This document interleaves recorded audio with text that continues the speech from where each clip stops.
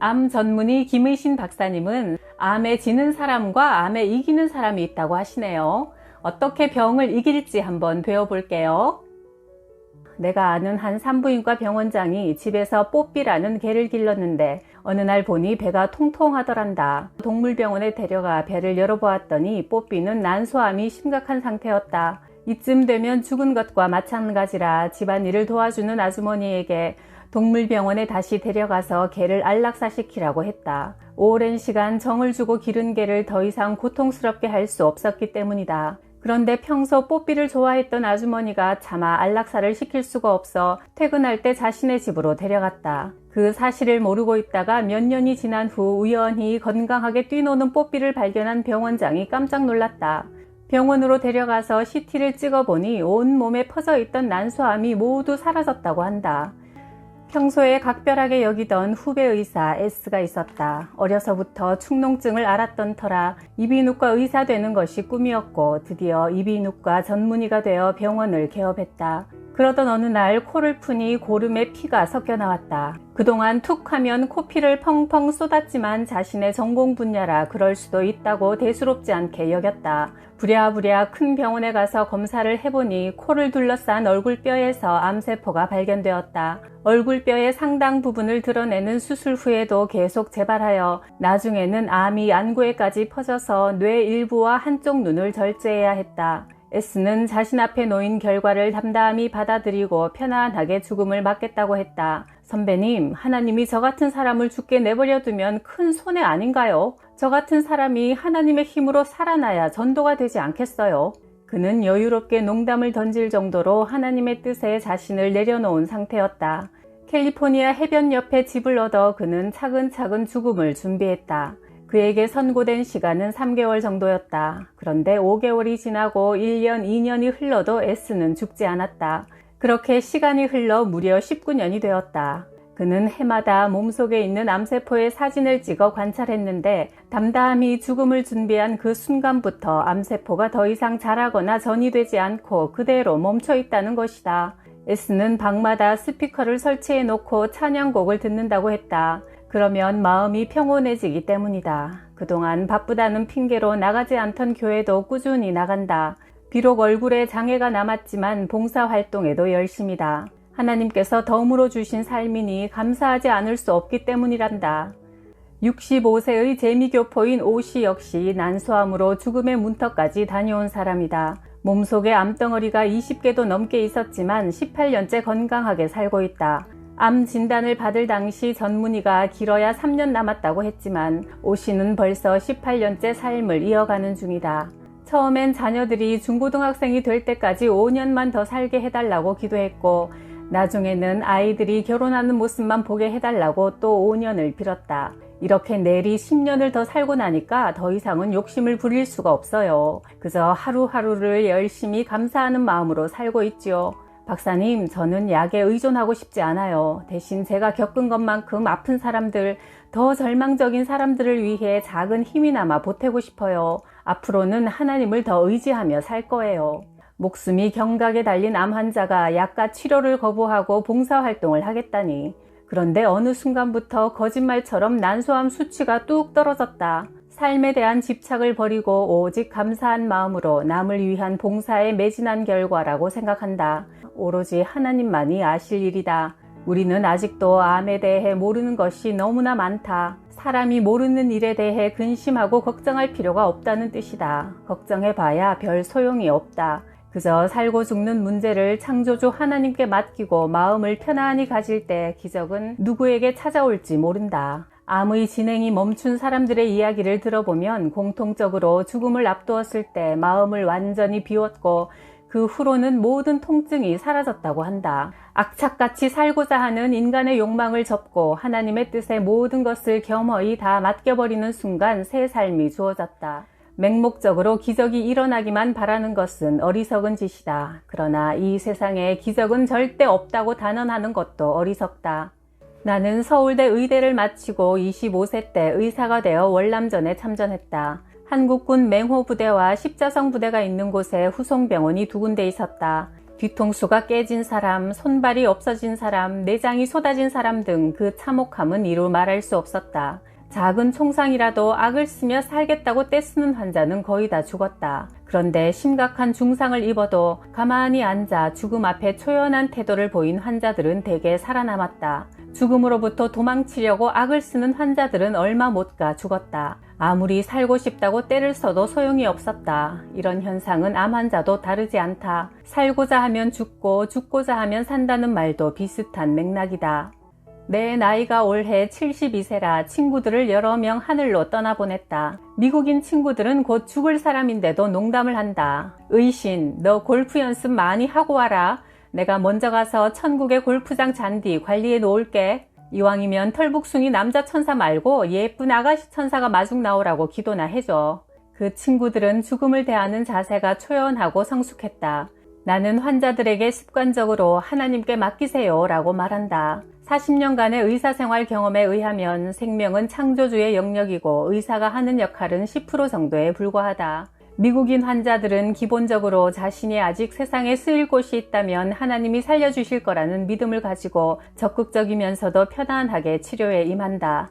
1%의 희망에도 감사하고 마음을 편안히 다스리는 사람들이 1%의 기적의 주인공이 되는 경우가 많다.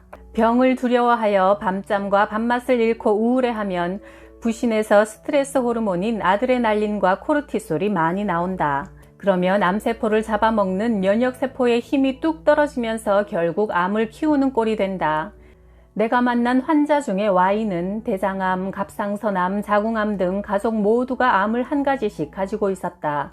Y의 가족은 모두 짜고 매운 음식을 좋아해서 그런 음식을 평생 함께 먹어왔고 그러다 보니 저마다 가장 약한 장기에서 이상이 생긴 것이다.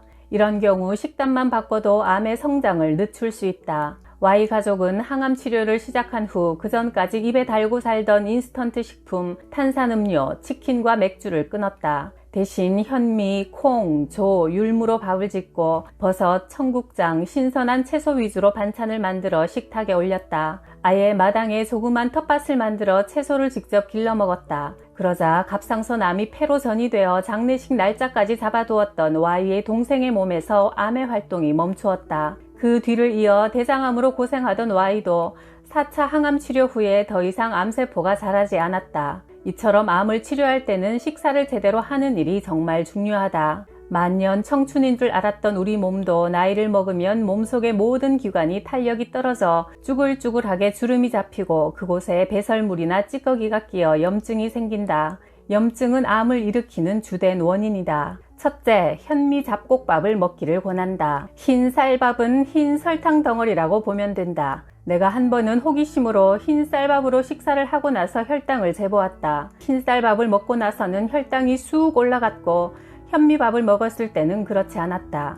평소에 흰 쌀밥 대신 현미 잡곡밥을 먹는 일은 암을 예방하는 가장 손쉬운 방법이다. 현미가 우리 몸의 독소를 해독해주기 때문이다. 현미는 벽시에서 왕겨만 벗겨낸 단계로 싹이 터서 자랄 수 있는 살아있는 씨앗이다. 현미의 신운에 들어있는 피티산 성분은 암세포가 성장하면서 뿜어내는 독성을 줄여준다. 이 고마운 신운을 고작 거칠다는 이유로 거부하다니.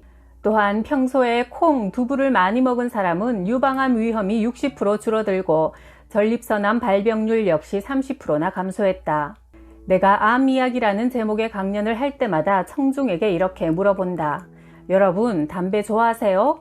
혹시 치킨이나 핫도그 같이 기름에 튀긴 음식은요? 기름 냄새가 고소한 삼겹살 구이는 어떠세요? 암 환자한테 담배가 더 나쁠까요? 삼겹살이 더 나쁠까요? 기름에 튀긴 음식과 삼겹살이 담배보다 더 해롭습니다. 특히 40대부터는 동물성 기름을 소화하는 효소가 적게 나오기 때문에 몸에 들어간 기름이 몸 안에 차곡차곡 쌓인다. 즉 혈관벽에 기름이 낀다는 뜻이다. 혈관 안에 들러붙어 있던 기름덩어리는 몸 안을 돌아다니다가 가느다란 모세혈관에 가서 달라붙는다. 이것이 뇌혈관에 가서 들러붙으면 중풍이나 치매가 온다. 간에 가서 붙으면 지방간이나 간암이 된다. 췌장에 붙으면 당뇨병이 생긴다.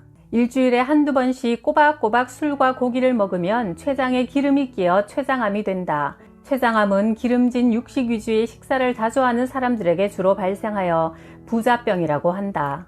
여보, 식사하세요. 카레 만들었어요. 당신이 채소, 생선, 카레가 항암에 좋다고 꾸준히 식탁에 올리라고 했잖아요. 식탁에는 가지와 양파를 넣은 카레가 올라와 있다. 카레에는 강황이 들어가는데 강황에는 커큐민이라는 좋은 성분이 있다. 이 성분은 유독 항암 효과가 뛰어나다. 시금치, 브로콜리 같은 녹색 채소는 손상된 인간의 DNA를 복구한다. 블루베리, 빌베리 같은 베리류에는 안토시아닌 성분이 들어있어 발암 물질을 억제하고 몸속의 독소를 해독한다. 수박과 토마토는 전립선암과 폐암을 억제시킨다. 마늘이 가진 알리신 성분은 강력한 살균 효과로 위암 예방에 탁월하다. 암세포가 살 수 없는 몸을 만들기 위해서는 채소, 과일, 견과류, 씨앗류, 버섯류를 많이 먹고 비타민 오메가3를 꾸준히 섭취하는 것이 좋다.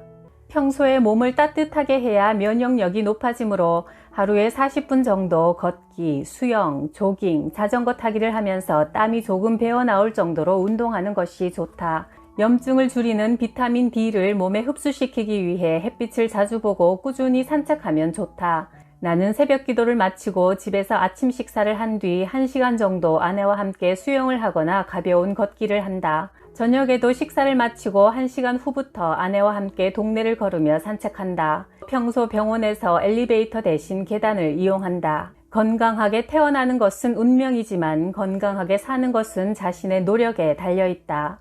최근 발표된 조사 결과에 따르면 평균 수명이 가장 긴 직업군이 종교인으로 82세였다. 반면 평균 수명이 가장 짧은 직업군은 연예인으로 65세다. 실제로 사람의 면역력을 직업별로 조사해보니 음악가, 코미디언, 특히 교회의 성가대원들은 놀랍게도 일반인에 비해 면역세포의 수치가 200에서 1000배 이상 높게 나왔다. 교회 찬양대원들이 베토벤의 찬양곡을 연습할 때 그들의 입속에서 병과 싸우는 면역 단백질이 150% 증가하고 성가곡을 연주하는 중에는 240%나 증가함을 발견했다. 이는 찬송가를 부르는 동안 찬양대원들이 깊은 안정감과 행복감을 느끼는 것과 연관이 있다. 앞에서 언급한 이비인후과 의사 후배 S도 방마다 스피커를 설치해 성가곡을 따라 부르고 클래식 음악을 감상하면서 20년 가까이 잘 살고 있는 암 환자가 되었다. 일주일에 한 번 이상 예배나 미사 같은 종교 활동에 참가한 사람이 평균 7년 이상 더 오래 산다는 보고가 있다. 찬양과 기도가 마음에 안정을 주고 몸을 이완시켜 면역세포를 활성화시키는 데 큰 영향을 미친다. 종교를 갖고 마음을 평온하게 다스리는 것이 암 치료에 있어 중요하다는 사실은 이제 의학계의 확고한 정설이 되었다. 실제로 MD 앤더슨 암센터에서도 깊은 신앙심을 가진 사람들이 치료 효과가 높게 나타나는 것을 나는 많이 보았다. 이곳 MD 앤더슨까지 찾아와서 치료받는 한국인 암 환자들은 주로 죽을 상을 하고 누워있는 경우가 많다. 그러나 반면 미국인 암 환자들은 별것 아닌 일로도 깔깔거리며 소리내서 자주 웃는다. 자주 많이 웃어야 잘 버틸 수 있고 그래야 치료가 잘 된다. 특히 크리스천이라면 일상생활 속에서 찬송가를 자주 듣고 부르라고 권하고 싶다. 노래를 통해 얻어진 마음의 평화는 그 어떤 약보다 좋은 효과를 발휘할 것이다. 암이라는 진단을 받으면 이제 곧 죽겠구나가 아니라 앞으로 암이랑 같이 잘 살면 되겠구나 하고 생각하는 것이 좋다. 이 병이 나으면 남은 생을 어려운 사람을 위해 봉사하며 살겠습니다. 이런 간절함으로 목적 있는 삶을 기도한다면 기승을 부리던 암도 그 기세가 수그러들 때가 있다. 선생님, 저는 빨리 죽어야 합니다. K는 이런 말을 하면서도 아무렇지 않게 싱글벙글 웃어 보인다.